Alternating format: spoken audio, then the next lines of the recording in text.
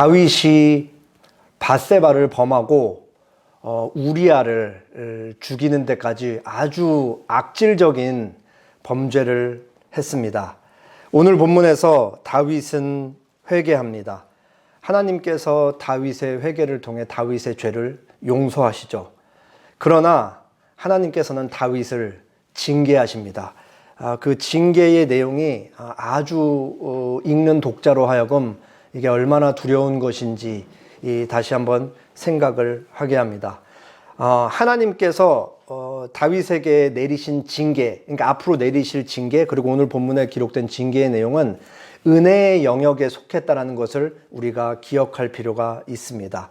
하나님께서 다윗을 죄를 덜 짓게 하고 더 거룩한 사람으로, 하나님께서 거룩하시지 다윗도 거룩하라, 자기 백성들도 거룩하게, 다윗을 거룩하게 만들기 위해 한 방편으로 징계를 내리셨다고 할 수 있습니다. 오늘 본문 말씀을 통해서 신자의 삶, 우리의 삶과 죄에 대해 생각을 해보도록 하겠습니다. 12장 1절입니다. 여호와께서 나단을 다윗에게 보내시니 그가 다윗에게 가서 그에게 이르되 한 성읍에 두 사람이 있는데 한 사람은 부하고 한 사람은 가난하니. 다윗이 밧세바를 범하고 우리아를 죽음으로 몰고 간접적으로 살인을 한 거죠. 그 이후에 9달 정도 시간이 지났습니다. 밧세바가 다윗의 아이를 가지고 아이가 태어나는 데까지 이제 시간이 지나는 거예요. 하나님께서는 다윗에게 나단 선지자를 보내십니다. 선지자 나단을 보내서 다윗이 은밀히 감추었던 죄를 들춰내시고 책망하실 것입니다. 그리고 다시 말씀드리지만 이것은 은혜에 속한 일인 것입니다. 당시 이스라엘은 왕정 국가였죠. 절대 왕정 사회에서 왕이라는 한 사람에게 모든 권력이 집중되기 때문에 왕이라는 사람을 건드리기는 결코 쉬운 일이 아니죠. 게다가 다윗이 우리가 지난주에 보았듯이 자기 마음대로 남편이 있는 여자를 취하고, 그리고 그 자기의 범죄를 은폐하기 위해서 그 여인의 남편을 죽음으로까지 몰고 간 다윗이었기 때문에 나단이 다윗 앞에 쓴다라는 건 결코 만만치 않은 일이었습니다. 하나님께서 나단에게 말씀을 주시고 다윗 앞에 가서 쓰고 다윗의 죄를 지적하라고 했을지라도 그 나단 입장에서는 자기 목숨을 걸고 다윗 앞에 가야 되는 거라는 사실을 우리는 잊지 않아야 합니다. 나단은 아주 영리하게도 다윗의 죄를 바로 지적하지 않아요. 한 가지 비유를 다윗에게 얘기를 먼저 합니다. 나단이 했던 얘기는 뭐냐? 한 성읍에 부자와 빈자가 같이 살고 있었습니다. 이 부자는 얼마나 재산이 많은지 양과 소가 무수히 많은 그런 부자였어요. 이때 고대 사회의 재산은 거의 이제 그 가축들로 이루어져 있으니까 그렇습니다. 그리고 이 가난한 사람은 거의 갖지를 못한 사람입니다. 자기가 가진 것을 팔아서 암양 새끼 한 마리를 샀어요. 그래서 이 암양 새끼를 얼마나 아끼는지 자기 자식들이랑 같이 자라게 하고 매일 막 보다듬어주고 감싸주고 하면서 자기 딸처럼 그렇게 생각하면서 이 암양 새끼를 키웠습니다. 자기의 모든 사랑을 그 암양 새끼에게 쏟았던 것이죠. 어느 날 행인이 이제 그 마을을 지나다가 이 부잣집에 들른 거예요. 그러면 이제 부자는 이때 당시에 나그네를 잘 환대해야 되니까 이 행인을 대접하기 위해서 이제 음식을 마련을 해야 됩니다. 그런데 부자는 가축이 많잖아요.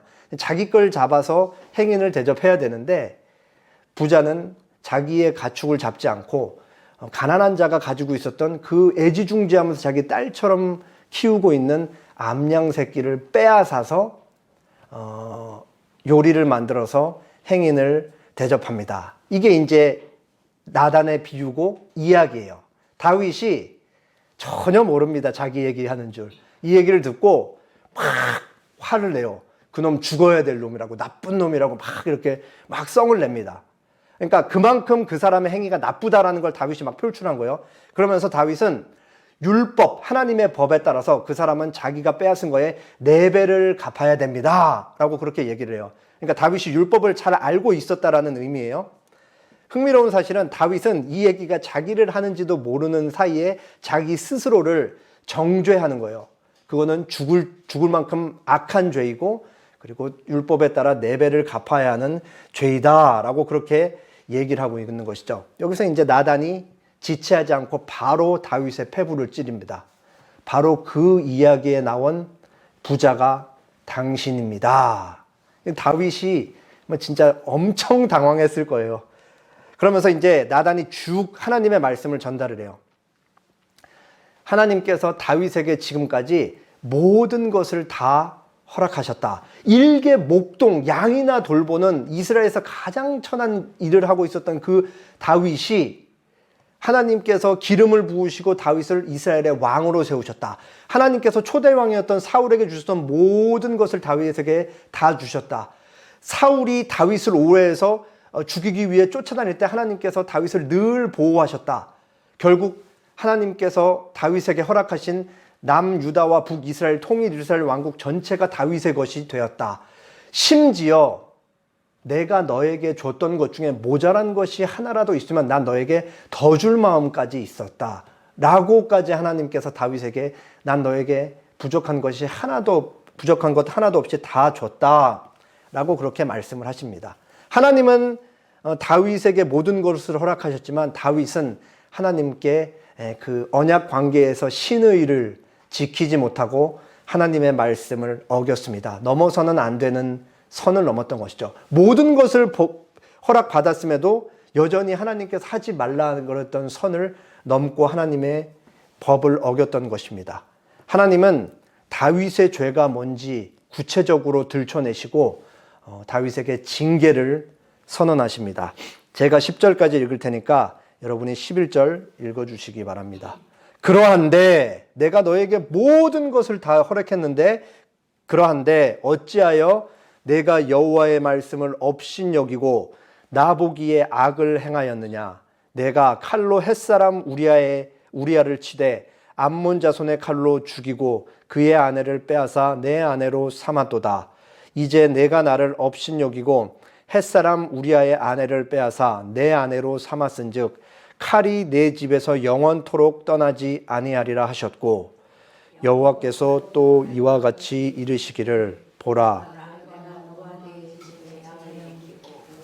내가 내 눈앞에서 내 아내를 빼앗아 내 입술에게 주니 그 사람들이 내 아내들과 더불어 백주에 동침하리라. 하나님께서 다윗의 죄를 들춰내시고 징계를 내리시는데 하나님께서 여기서 밧세바라고 부르지 않습니다.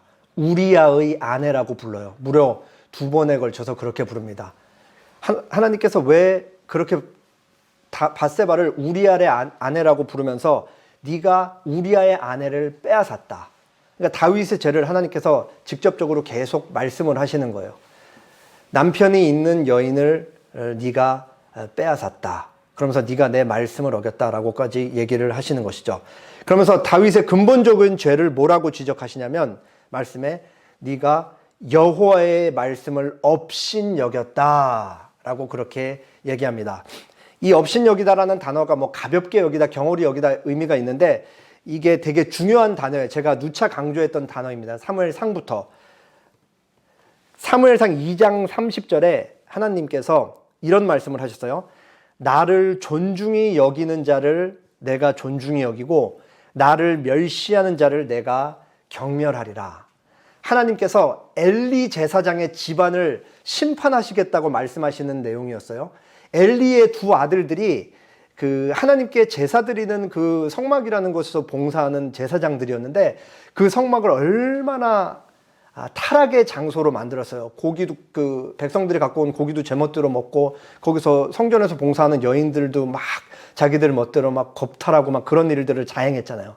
근데 그 정도로 타락한 제사장들이었는데 아버지인 엘리는 수수방관했다. 그래서 하나님이 엘리의 집안에 대해서 심판을 내리는 장면이 이 말씀이에요. 나를 존중히 여기는 자를 내가 존중히 여기고 나를 멸시하는 자를 내가 경멸하리라. 여기서 하나님이 말씀하시는 하나님을 존중히 여기다라는 단어가 하나님을 무겁게 여기다라는 단어죠. 그리고 여기서 하나님을 멸시하다, 이게 하나님을 당연히 반대 의미니까 가볍게 여기다라는 의미일 거 아니에요. 이 단어가 바로 오늘 본문에서 네가 나의 말씀을, 하나님의 말씀을 업신 여겼다 할 때 그 같은 단어입니다. 그러니까 하나님의 말씀을 다윗이 어떻게 여겼다고 하나님이 질책하시는 거예요? 가볍게 여겼다. 그리고 이 말씀은 10절에서 어떻게까지 이어지냐? 네가 내 말씀을 가볍게 여긴 건 나를 가볍게 여긴 거다라고까지 이어지는 거예요. 그러면서 다윗이 하나님의 말씀을 분명히 알고 있었죠. 저희가 매주 고백하는 10계명 중에 6계명 뭐예요? 살인하지 말라.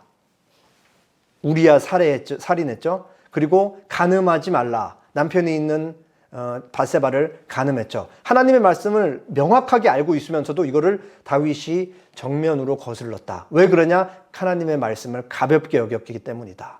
그러니까 왕이 되면서 슬슬 흐려지고 하나님과의 관계가 서운해지면서 하나님을 가볍게 여기는 자리까지 갔던 것입니다. 여기서 되게 중요한 사실은 다윗이 죄를 지은 대상이 밧세바와 우리아이지만 이건 하나님의 명령을 어긴 것이기 때문에 누구에게도 지은 죄라고 할 수 있어요. 근원적으로는 하나님께 지은 죄다라는 것이 아주 중요한 내용인 것입니다. 하나님께서는 이제 다윗에게 징계를 선언하세요. 다윗이 지은 살인죄와 간음죄에 상응하는 그 징계를 그대로 말씀을 하십니다. 먼저 하나님께서 살인과 관련해서 어떤 징계를 내리시냐? 칼이 내 집에서 10절 두 번째 줄에 있습니다.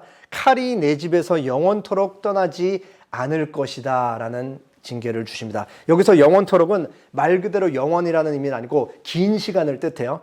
그리고 칼은 폭력, 분열을 상징합니다. 그러니까 다윗의 집안에 다윗의 후손들 사이에서 계속해서 폭력과 이 분열의 역사가 끊이지 않을 것이다 라고 얘기하죠. 당장 다음 주에서 이제부터 볼 내용에서 이 일들이 일어나기 시작해요. 다윗의 아들들 중에 하나가 암논이 배다른 누이 그 다말을 겁간하고, 그리고 다말의 형제였던 그 압살롬이 이 사실에 눈이 획가닥 돌아서 자기 배다른 형제 암논을 죽이기까지 하죠. 그게 이제 이 다윗의 범죄의 결과로 일어나는 것입니다. 그리고 다윗이 지은 간음죄에 대한 징계는 어떻게 나타났냐?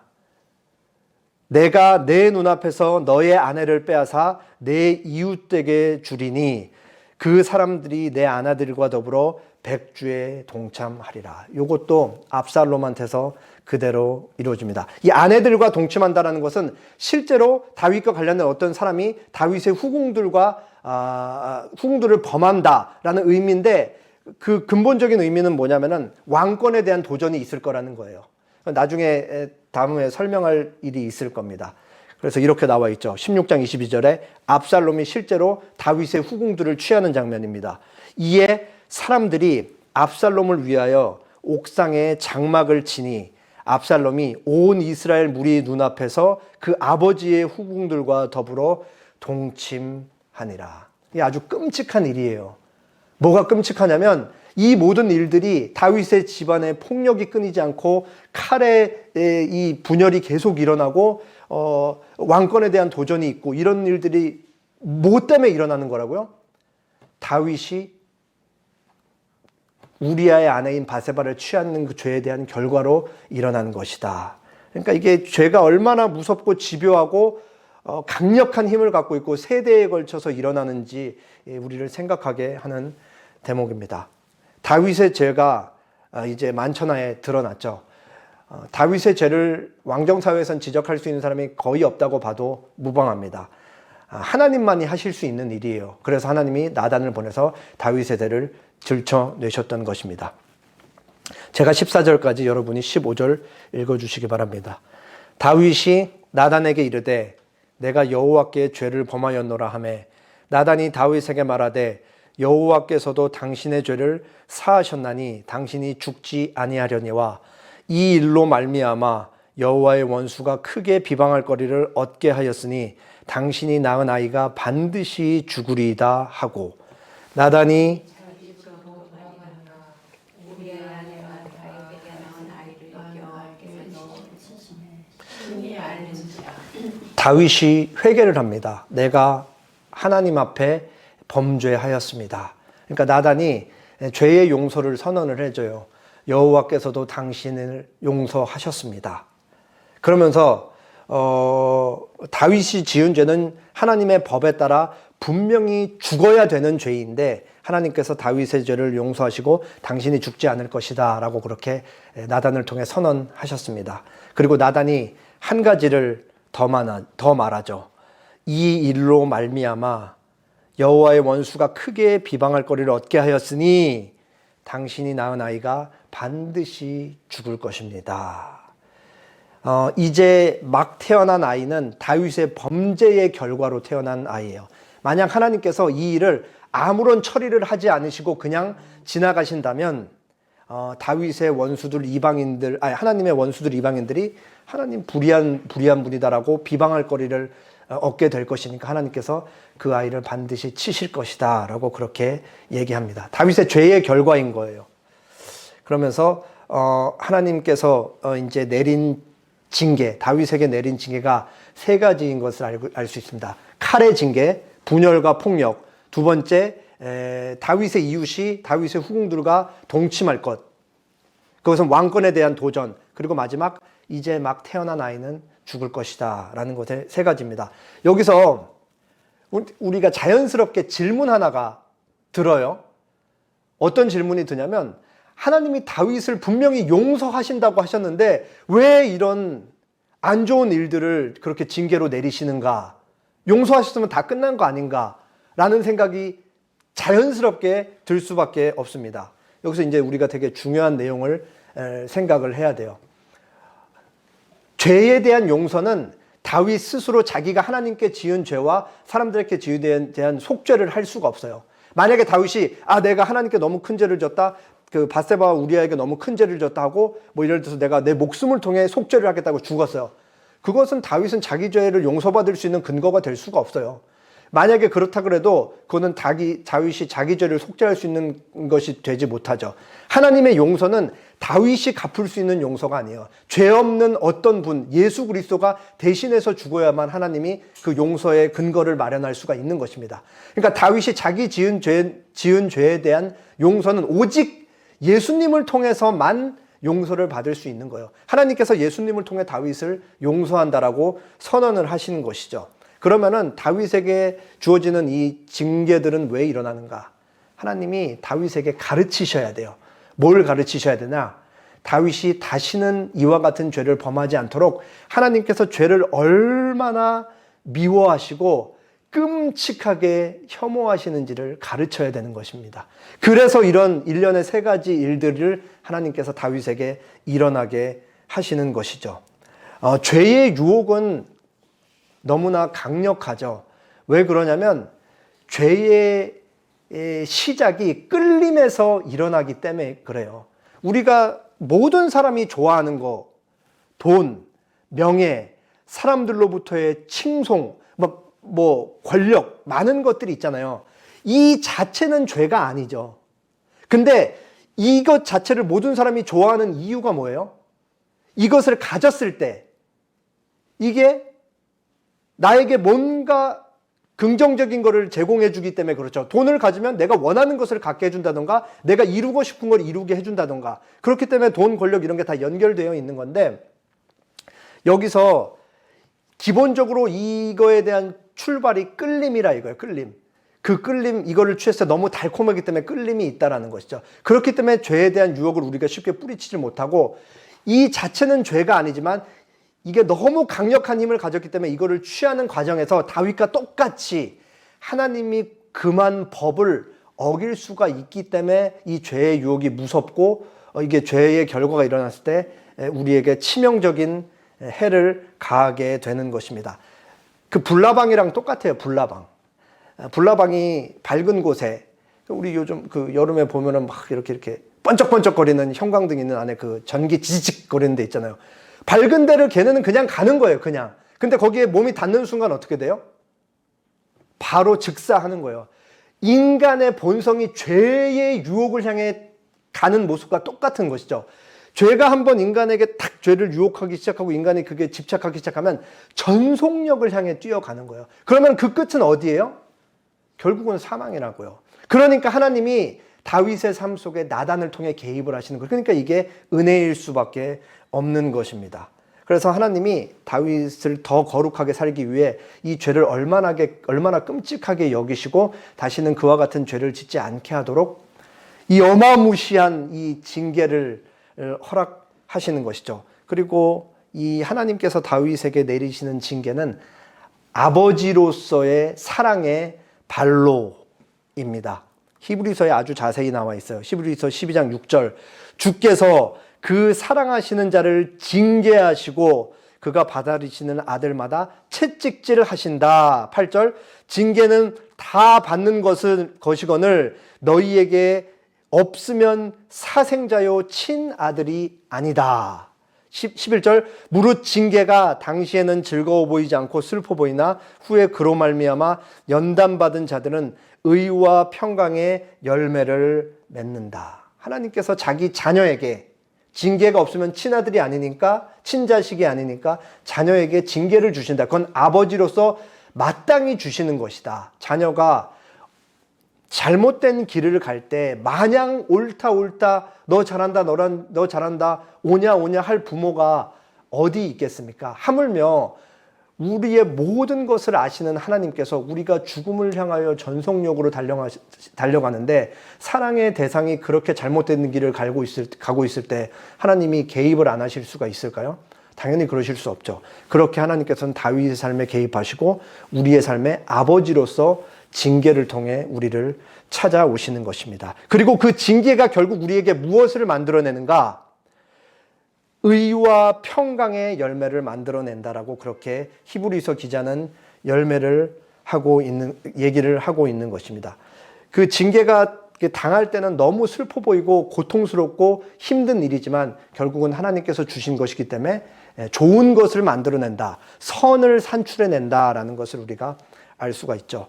그리고 하나님께서 다윗을 특별히 더 아주 세게 다루시는 이유가 있어요.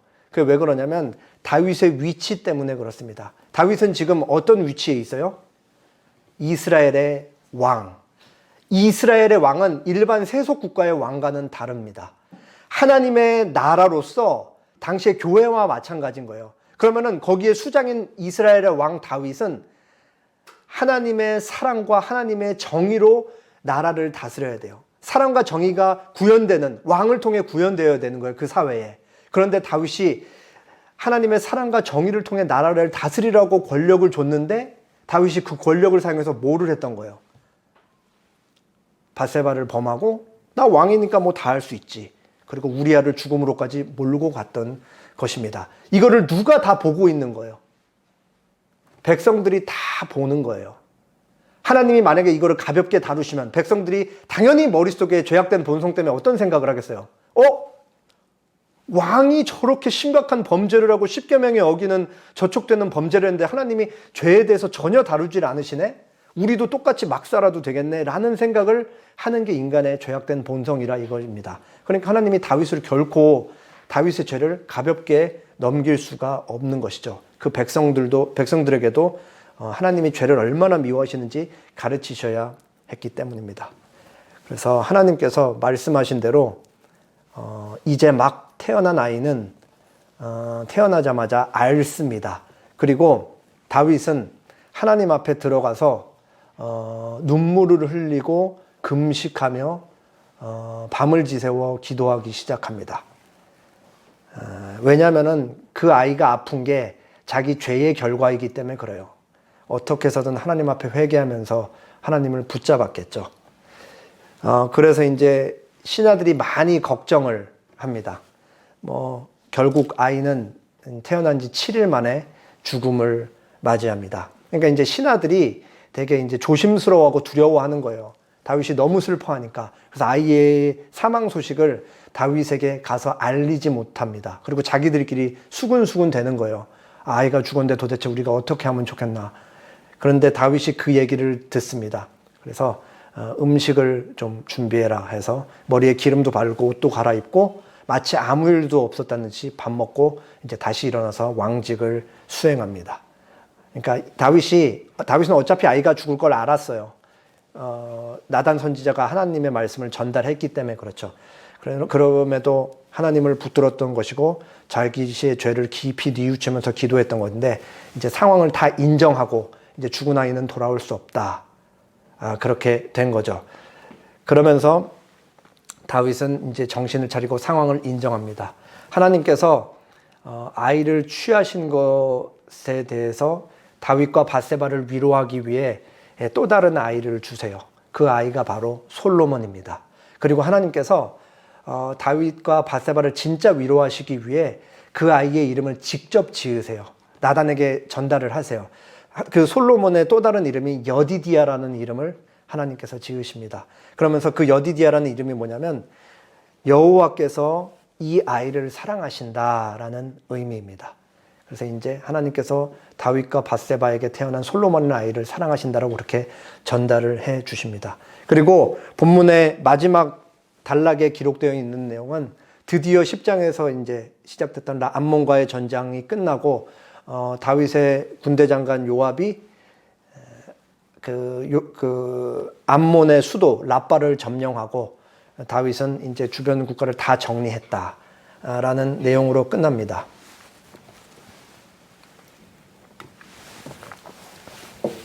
교회에 출석하는 사람들 중에 이런 생각을 가진 사람들이 적지 않게 있습니다. 매일의 삶 속에 하나님의 뜻과 하나님께서 바라시는 거룩한 삶이랑은 전혀 상관없이 하루하루 살아가면서 그럼에도 불구하고 하나님은 나를 사랑하신다라고 퉁치면서 사는 사람들인 것입니다. 그러면 이런 사람들의 특징은 죄를 가볍게 여긴다라는 거예요. 죄를 가볍게 여긴다라는 말은 죄를 미워하시고 죄를 짓지 말라는 하나님의 말씀을 가볍게 여긴다라는 의미가 되고, 하나님의 말씀을 가볍게 여긴다라는 말은 곧 오늘 본문에 나와 있듯이 하나님을 가볍게 여긴다라고까지 얘기가 되는 것입니다.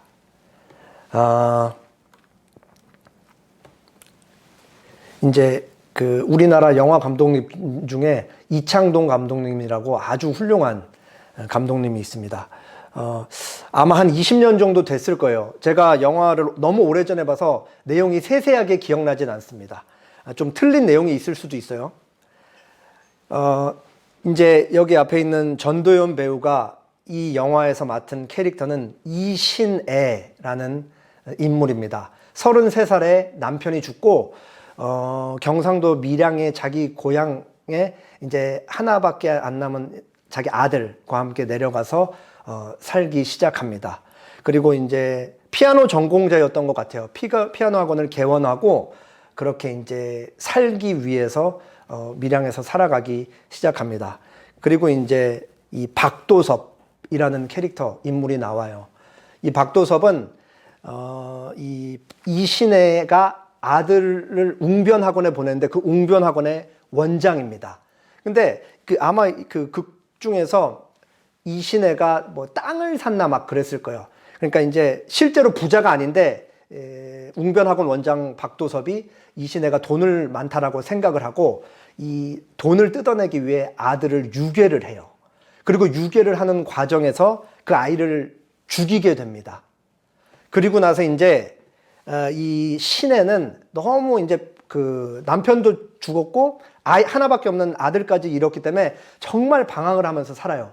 그 슬픔을 잘 이겨내지 못하면서 그러던 중에 이제 교회에 다니는 사람들을 만나게 되고 예배도 참석하게 되고 그러면서 뭐 하나님의 말씀도 듣고 하면서 지금 교도소에 수감된 이 박도섭이를 용서해야겠다라는 생각을 너무너무 어렵게 갖게 됩니다. 그래서 지금 여기 이제 오른쪽 보는 사진이 이신애가 박도섭을 찾아가는 그 장면이에요. 근데 여기서 아주 그냥 까무라치게 놀랄 만한 장면이 나옵니다. 이 박도섭이 너무 미안해서 얼굴도 들고 있지 못해야 마땅한데 박신혜가 찾아오자마자 대뜸 하는 소리가 하나님께서 이미 나를 용서하셨습니다 라는 말이었어요. 여기서 이제 신혜가 획가닥 도는 거죠. 내가 용서를 하지 않았는데 하나님이 용서했다. 그러면서 이제 영화는 송강호 씨가 이제 김종찬이라는 인물인데 이 이후에 신혜가 더 많이 방황하고 옆에서 이제 종찬도 교회 집사인가 그랬는데 신혜 옆을 계속 지켜주면서 신혜가 조금씩 괜찮아지고 뭐 아무 뚜렷한 결말 없이 영화는 그렇게 끝이 납니다. 여기서 우리는 이 감독의 시선을 잘 읽을 필요가 있어요. 감독이 보는 개신교는 어떠한가? 그리고 이 세상이 바라보는 개신교는 어떠한가? 하나님의 용서만 받았기 때문에 사람과의 관계에 있어서는 아무런 책임을 지지 않아도 된다라는 것처럼 한국 사회에 개신교가 비춰지고 있진 않았는가? 이 이창동 감독님 엄청나게 날카롭고 예리한 사람이에요. 세상에 보여주는 안목을 우리 기독교인들이 조심스럽게 들여다볼 필요가 있다고요. 여기서 이 박도섭이 만난 하나님, 우리가 진지하게 생각해 볼 필요가 있죠. 성경은 이런 식으로 얘기를 하고 있지 않습니다. 하나님이 나의 죄를 용서하셨다. 내가 구원받는다. 맞아요. 그러나 성경은 뭐라고 말했냐면 내가 하나님께 지은 죄는 하나님께서 예수님을 통해 용서하시지만 내가 사람에게 죄인 죄는 끝까지 그 사람을 찾아가서 용서를 구하고 또 구하고 이 사람이 나를 용서할 때까지 그 사람을 찾아가는 거다. 그래서 그 하인리 블링거라는 목사님, 쥐리 2세대 종교개혁자 목사님은 사람이 만약에 어떤 사람에게 빚을 졌잖아요. 그러면 평생 가난하게 살지라도 그 사람에게 죽기 직전까지도 빚을 갚으면서 살라고 그렇게 얘기해요. 평생 자기 지은 죄에 대한 그 책임, 인간적인 책임은 지면서 사는 게 기독교가 말하는 거고 성경이 말하는 거다. 우리가 이게 너무 부족해요. 이 기독교 이런 인식과 이 가르침이. 그러니까 하나님께 용서받았다 그러고 십자가 뒤에 숨어갖고 사람들에 대한 책임은 아무것도 지지 않으면서 교회에서 회개기도 그냥 딱 한 번 얘기하고 다 되겠다. 너무 기독교를 값싸게 만들었고 예수님의 그 죽음의 엄청난 가치를 요만하게 만들어 본 글인 거예요. 우리의 인간의 그 못된 죄악된 그 행태들이. 성경은 그런 기독교를 말하고 있지 않습니다. 어떻게 해서든 끝까지 사람에게 지은 그 책임을 끝까지 다해서 지라라고 그렇게 얘기를 한 거죠. 왜 그래요? 하나님의 사랑과 이웃 사랑이 분리되어 있지 않기 때문에 그래요. 신혜가 곽도섭이를 용서해야 신혜가 구원받기 때문이 아니고 하나님이 신혜를 이미 용서했기 때문에 곽도섭이를 이미 용서했기 때문에 곽도섭은 신혜에게 용서를 구할 수 있어야 되는 거예요. 이게 분리되어 있지 않다라는 것이 바로 성경이 말하는 기독교입니다. 삭개오 다들 아실 거예요. 삭개오가 당시 유대 사회에서는 사람들한테 모든 손가락질을 받는 왕따의 직업을 갖고 있었잖아요. 이때 당시 이스라엘 유대 사회는 로마의 종속을 받고 있었는데 이때 당시 세리들은 로마에 붙어서 동족들에게 과세를 부과하고 동족들의 피를 빨아먹고 있는 그런 사람이었죠. 그 중에 우두머리가 세리장 그 삭개오였잖아요. 그러니까 얼마나 사람들이 뒤에서 손가락질하면서 수군수군 됐겠어요. 근데 삭개오가 그 예수님이 이제 자기 집 근처에 온다는 소리를 듣자 나무 위에 올라가서 예수님을 이렇게 보려고 하는데 예수님이 삭개오야 내려오라. 내가 오늘 너네 집에 들어가서 하룻밤 머물겠다. 그러니까 삭개오가 너무 기뻐갖고 막 이렇게 나무 위에 내려서 예수님을 영접하자. 그러니까 사람들이 뒤에서 수군수군 되기 시작하는 거예요. 저 예수가 삭개오 죄인의 집에 유하러 들어갔도다. 그러니까 삭개오가 거기서 이 얘기를 한 거예요. 삭개오가 서서 주께 여짜오되 주여 보십시오. 내 소유의 절반을 가난한 자들에게 주겠사오며 만일 누구의 것을 속여 빼앗은 일이 있으면 4배나 갚겠습니다. 이게 구원받은 자의 참된 모습인 거죠. 종교개혁자 칼빈이 이 부분을 이렇게 설명했습니다. 본문 중에 내적 회개, 삭개오가 회개했다라는 내적 회개에 관한 말씀은 없지만 누가는 성경을 기록하고 있는 누가복음에 기록되어 있으니까 누가는 삭개오에게 이 마음, 회개의 마음이 있다고 암암리에 칭찬하고 있으며 이 경건한 결의, 내가 남의 것을 빼앗으면 내가 갚겠다라는 이 결의는 생생한 회개의 근거로부터 연유되었음을 의미하고 있다. 그러니까 삭개오는 참되게 회개한 자, 하나님께 진짜 돌이킨 자라고 얘기를 하고 있는 거예요. 그러면서 회개는 마음에서 시작된다. 그러나 이 회개는 우리의 행위로 증명된다.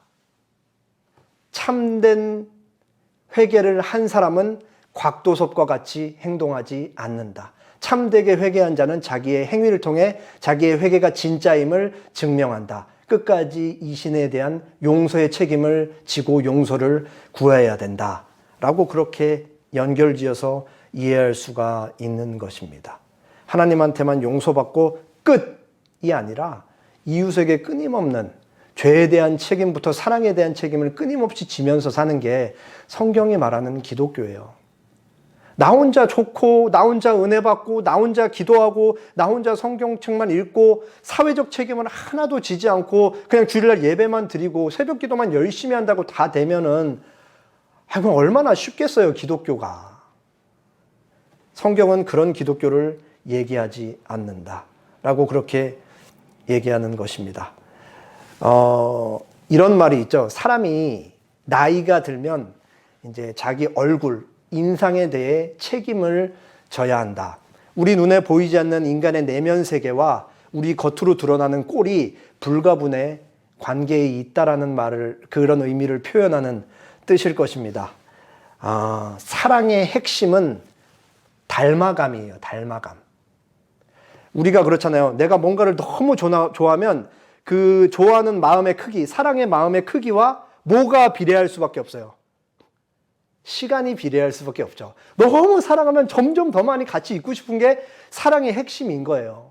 우리가 예수님을 많이 사랑하면 사랑할수록 우리가 예수님께 쓰는 시간이 비례할 것이고, 평상시에도 예수님을 생각하는 시간이 더 많아질 것이고, 거기에서 부수적으로 딸려오는 사랑의 핵심적인 속성이 뭐냐? 닮아간다. 우리가 예수님이 자비하시고 선하시고 사랑이 많으신 것처럼 우리는 예수님을 닮아갈 것이다 라고 그렇게 얘기를 하는 것입니다. 거기서 예수님을 우리가 닮아가면 닮아갈수록 죄와는 멀어지면 멀어지고, 또 우리가 이웃에게 진 책임을 더 많이 질 수 있기 위해 노력하는 그런 기독교인이 될 것입니다.